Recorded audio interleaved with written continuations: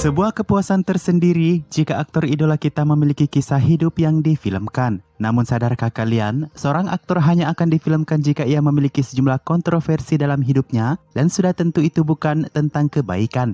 Seorang aktor juga hanyalah manusia biasa yang sering diagungkan. Mereka tidak selamanya memiliki latar belakang kehidupan yang mulus. Setiap aktor memiliki permasalahan tersendiri, tergantung dari seberapa besar hal itu tercium publik.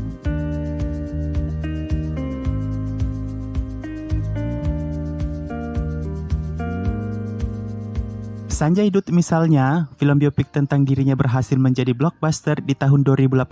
Sanju diperankan oleh Ranbir Kapoor. Film ini bahkan lebih tenar dari Sanjay Dutt saat ini. Dilaporkan bahwa Sanjay Dutt menerima 9 crore atas cerita hidupnya yang dibawa ke dalam film mengenai kisah hidup yang banyak cobaan, disertai kisah asmara yang juga kontroversial, menciptakan kisah lain dari biopik yang seharusnya menginspirasi.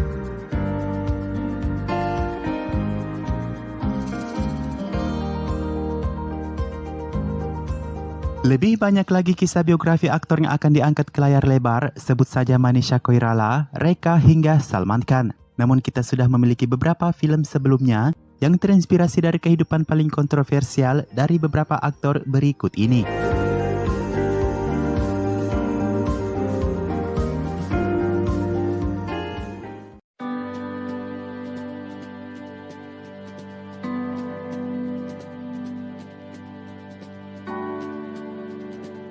No One Killed Jessica. Film ini adalah salah satu kisah yang diangkat dari pembunuhan seorang model, diperankan oleh Vidya Balan sebagai saudari si korban yang mencari keadilan, dan Rani Mukherjee sebagai tokoh fiksi, yaitu sebagai jurnalis.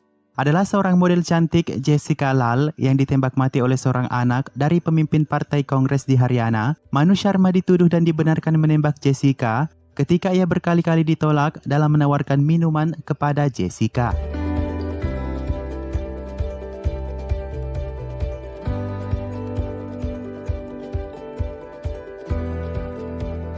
Kejadian tersebut berawal dari sebuah pesta pribadi yang diadakan di Delhi Selatan tahun 99. Awalnya, pengadilan yang mendengar kasus tersebut membebaskan Manu Sharma, mengingat ayahnya memiliki pengaruh yang cukup besar saat itu. Hal itu kemudian menimbulkan kemarahan besar-besaran dari publik yang mendorong pengadilan tinggi Delhi untuk menangani kasus ini kembali.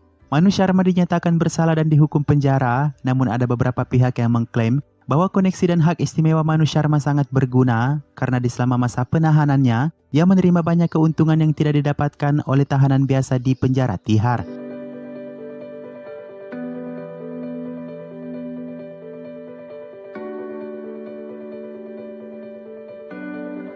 Delhi awal bulan Juni 2020, terpidana pembunuh Manu Sharma atau yang dikenal sebagai Siddharth fasis dibebaskan dari penjara Tihar dengan alasan perilaku yang baik. Ini adalah sebuah contoh bagaimana kekuasaan dan hak istimewa dapat disalahgunakan untuk lolos, bahkan dari kejahatan keji seperti pembunuhan sekalipun. Pihak Sharma nampaknya memanfaatkan sudi maaf dari Sabrina saudari Jessica untuk bebas, karena bagaimanapun tidak ada alasan bagi terdakwa bisa lolos dari pidana hukum mati hanya karena ia berubah bersikap baik. Bayangkan saja bagaimana keadilan sebenarnya untuk Sharma. 12 tahun setelah dijatuhi hukuman, Sharma dipindahkan ke penjara terbuka, yaitu sebuah lembaga, di mana ia diizinkan meninggalkan tempat itu pada siang hari untuk melakukan bisnis dan kembali pada malam hari.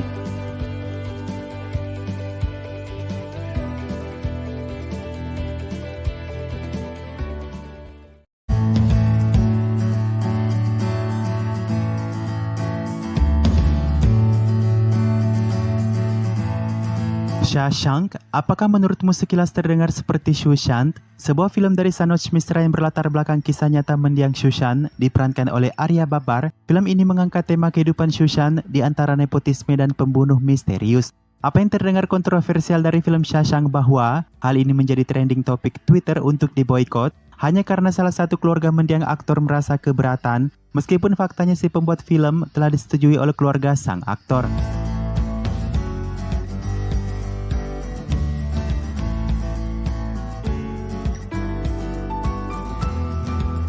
Saudari perempuan Sushant Singh Rajput, Shweta Singh Kirti, mengajukan penolakan besar-besaran yang menggerakkan seluruh orang untuk memboikot film beserta orang yang mempromosikan. Itu hanya sehari setelah poster Shawshank dirilis. Menurutnya tidak ada yang berhak membuat film tentang kehidupan Sushant, hingga akhirnya kasusnya terungkap dan diputuskan. Lantas, apakah film ini akan menunggu waktu yang tak jelas untuk rilis? Shawshank bukanlah film pertama yang diduga berdasarkan kematian Susan. Beberapa waktu yang lalu, sebuah film berjudul Suicide or Murder diumumkan yang akan dibintangi oleh Sachin Tiwari yang mirip Susan, namun hingga kini belum ada kabar tentang perkembangan lebih lanjut dari film itu.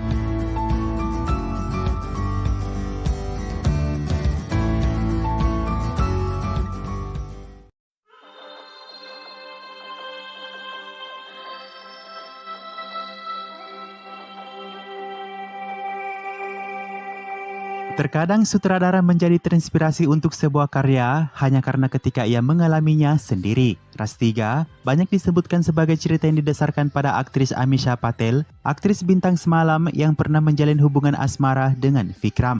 Dibintangi oleh Bipasha Basu, Emran Hashmi, dan Esha Gupta di peran utama, konon Bipasha memerankan karakter dari Amisha, seorang aktris papan atas yang menjadi flop selamanya. Bagaimana sebenarnya keterkaitan Amisha Patel dalam Ras 3? Apakah ini benar-benar kisahnya?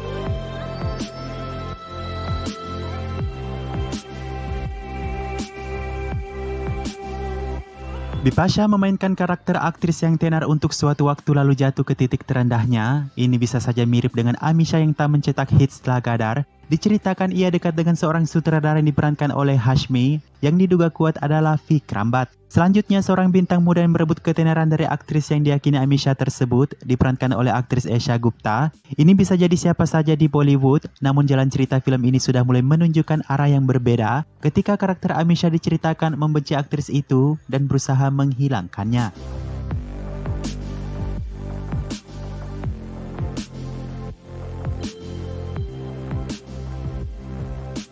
Beberapa cerita yang janggal bahwa Amisha tidak pernah berurusan dengan aktris baru kecuali Kareena yang segenerasi, namun penyakit hati dan dendam hanya Vikram yang tahu, dan film ini dilanjutkan dengan karakter Amisha yang melakukan sihir hitam untuk menjatuhkan sang aktris dan menjauhkan dari sutradara. Seberapa yakin kalian Amisha akan melakukan hal demikian? Dan akhir daripada ini, kami tidak bisa mengatakan 100% cerita Amisha. Menambahkan ilmu hitam bisa jadi untuk menciptakan horor di sequel Ras yang memang bergenre horor, meski ditolak oleh Vikram, namun Mahesh Bhatt membenarkannya.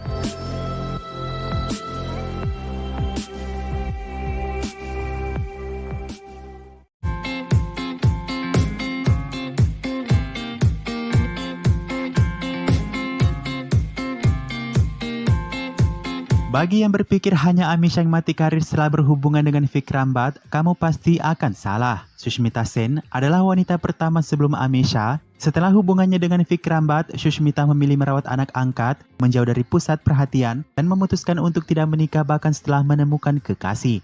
Film yang dimaksud adalah Ankahi, ialah film tentang hubungan asmara tanpa pernikahan. Meski sebelumnya Vikram Bhatt mengakui ini tentang Sushmita, beberapa waktu kemudian ia boleh menyangkalnya, tapi cerita film ini kurang lebih mirip meski dipelesetin.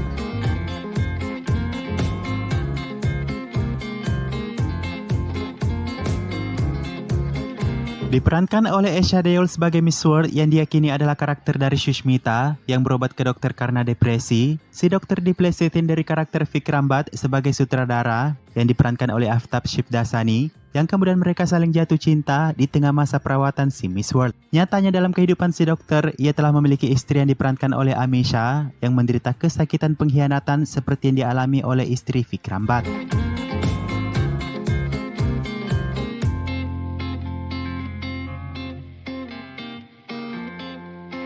Film ini menurut Vikram mencoba memberitahu Anda bahwa jatuh cinta lebih dari sekali adalah manusia, dan seringkali hubungan di luar nikah bukan karena kemauan sendiri tapi karena cinta. Begitulah ungkapan Vikram yang semakin meyakinkan bahwa ini cerita asmaranya bersama Sushmita dan bagaimana ia tak memanipulasi satu momen apapun di dalamnya. Menurut laporan, cerita ini muncul ketika Vikram ditinggal oleh Sushmita, sakit hati, depresi, kecewa hingga ingin bunuh diri karena kepergian Sushmita. Ia diyakini sangat mencintai Sushmita dalam hidupnya hingga tiba Amisha yang menjadi boneka lain untuk sang sutradara.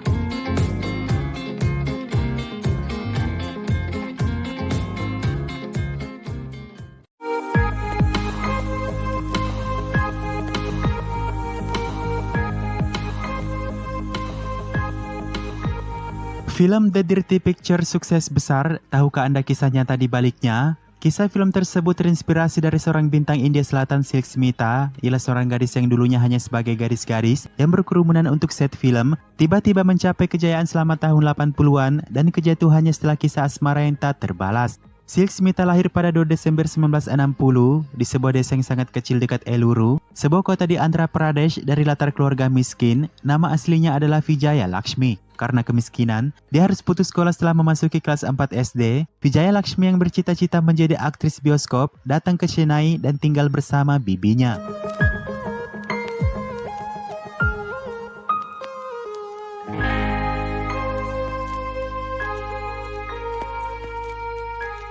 Ia kemudian bertemu dengan Mr. Vinu Chakravarti, seorang aktor, sutradara dan produser film Tamilan terkenal yang berhasil membawanya sukses ke bioskop dan mengganti namanya menjadi Silk Smitha dari karakter filmnya. Namun karena dilaporkan ia mencintai sutradara dan tak terbalaskan, fakta bahwa ia hanya gadis lain dalam kehidupan sutradara, Ratu Pesona India Selatan yang populer itu secara mengejutkan ditemukan tewas di apartemennya di Chennai pada tanggal 23 September 96.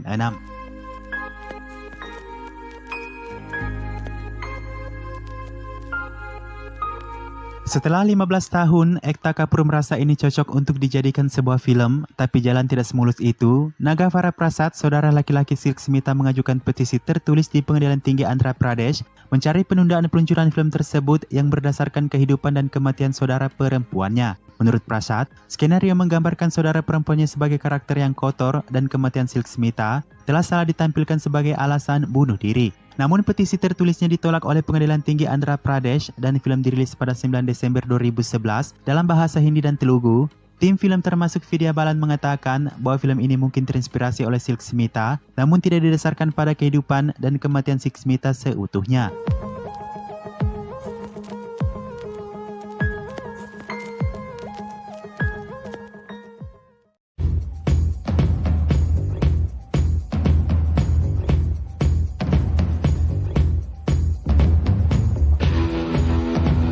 Volam Hai dari Mahesh Bhatt adalah 100% berkisah pada kehidupan seorang Parveen Babi. Sebuah kisah tragis tentang ketenaran hingga depresi yang berujung kematian. Jauh sebelum adanya kepergian mendadak Shushan, cerita ini diyakini 100% cerita Parveen dan bukan akal-akalan Mahesh Bhatt yang konon membunuh Parveen.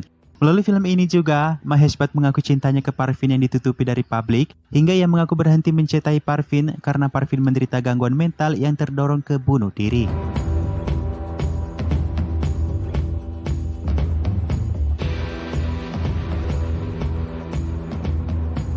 Menurut Mahesh Bhatt, terakhir kali ia melihat Parveen yang dikenalnya ialah ketika Parveen muncul sebagai binatang buas.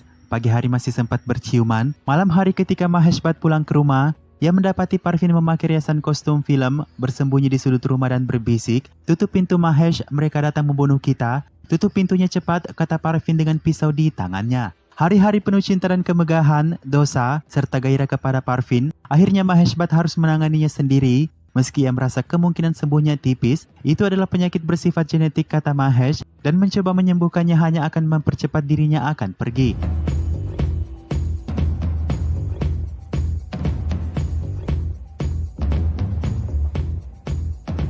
Film ini dibintangi oleh Shiny Ahuja dan Kangana Ranaut. Meski ini kemudian memunculkan versi lain dari penonton, bahwa kisah emosional tersebut dibumbui dengan kisah cinta tokoh film Aditya dan Sana ke Parveen Babi dan diakhiri dengan skrip yang rusak dan jelek. Ini bukan pertama kali film yang dibuat tentang Parveen oleh Mahesh Bhatt. Sebelumnya, Fir Teri Kahani Yad Aaye adalah judul film pertama yang dibuat Mahesh Bhatt untuk televisi yang terinspirasi oleh kisah cintanya dengan mendiang aktris Parveen Babi.